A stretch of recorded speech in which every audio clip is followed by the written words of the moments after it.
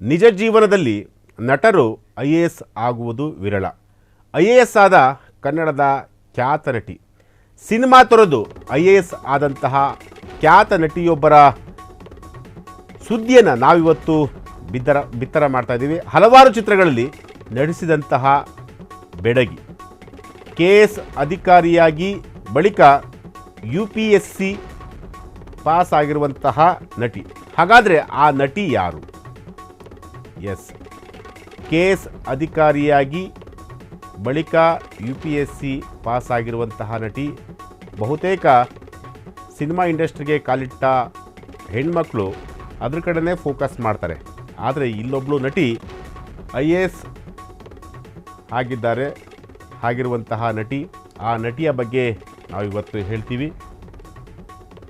ಹಾಗಾದರೆ ಆ ನಟಿ ಯಾರು? ಎಸ್, ಸಿನಿಮಾ ಜಗತ್ತಿನಲ್ಲಿ ಪ್ರಸಿದ್ಧಿ ಪಡೆದಂತಹ ನಟಿ ಈಕೆ. ಬಾಲನಟಿಯಾಗಿ ಸಿನಿಮಾ ಜಗತ್ತಿಗೆ ಎಂಟ್ರಿ ಕೊಟ್ಟಂತಹ ನಟಿ. ಸಿನಿಮಾ ಮತ್ತು TV ಕಾರ್ಯಕ್ರಮಗಳಲ್ಲಿ ಕಾಣಿಸಿಕೊಂಡರು. ಕನ್ನಡ ಚಿತ್ರರಂಗದ ದಿಗ್ಗಜರೊಂದಿಗೆ ಅಭಿನಯಿಸಿರುವಂತಹ ನಟಿ. ರಾಜ್ಯ ಮತ್ತು ರಾಷ್ಟ್ರ ಪ್ರಶಸ್ತಿಗಳನ್ನು ಪಡೆದಂತಹ ನಟಿ. ಆ ನಟಿ ಬೇರ್ಯಾರೂ ಅಲ್ಲ, HS ಕೀರ್ತನ. ಎಸ್, HS ಕೀರ್ತನ ಅವರು ಈಗ IAS ಆಗಿರುವಂತಹದ್ದು. ಸುಮಾರು 32 ಚಿತ್ರಗಳು, 48 TV ಧಾರಾವಾಹಿಗಳಲ್ಲಿ ನಟಿಸಿರುವಂತಹ ಕೀರ್ತನ. ಕರ್ಪೂರದ ಗೊಂಬೆ, ಗಂಗಾ ಯಮುನಾ, ಮುದ್ದಿನ ಹಳಿಯ, ಉಪೇಂದ್ರ, ಓ ಮಲ್ಲಿಗೆ, ಹೀಗೆ ಹಲವಾರು ಸಿನಿಮಾಗಳಲ್ಲಿ ಕೀರ್ತನ ಅವರು ಬಾಲನಟಿಯಾಗಿ ನಟನೆ ಮಾಡಿರುವಂತಹ ನಟಿ. ಕೀರ್ತನ ಅವರು ತುಮಕೂರಿನ ಕುಣಿಗಲ್ ತಾಲೂಕಿನವರು.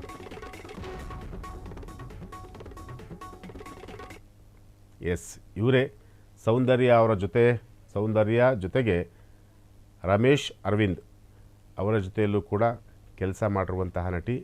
ಬಾಲನಟಿಯಾಗಿದ್ದಂತಹ ನಟಿ ಇವತ್ತು IAS ಆಗಿದ್ದಾರೆ.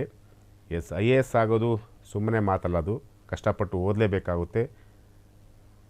ಕೀರ್ತನ ಕೂಡ ಕಷ್ಟಪಟ್ಟು ಓದಿರುವಂತಹ ಹೆಣ್ಮಗಳು. KS ಅಧಿಕಾರಿಯಾಗಿ ಬಳಿಕ UPSC ಎಕ್ಸಾಮನ್ನು ತೆಗೆದುಕೊಂಡು ಈಗ IAS ಆಗಿರುವಂತಹದ್ದು ಕೀರ್ತನ ಅವರು. ಸದ್ಯಕ್ಕೆ ಕೀರ್ತನ ಎಲ್ಲಿವರು ಏನು ಅಂತ ನೋಡಿದರೆ ಇವರು ತುಮಕೂರಿನ ಕುಣಿಗಲ್ ತಾಲೂಕಿನವರು. ಎಸ್, ತುಮಕೂರು ಜಿಲ್ಲೆಯವರು ಇವರು, ಕುಣಿಗಲ್ ತಾಲೂಕಿನವರು. ಕೀರ್ತನ ಈಗಾಗಲೇ IAS ಆಗಿರುವಂತಹ ಅಧಿಕಾರಿ.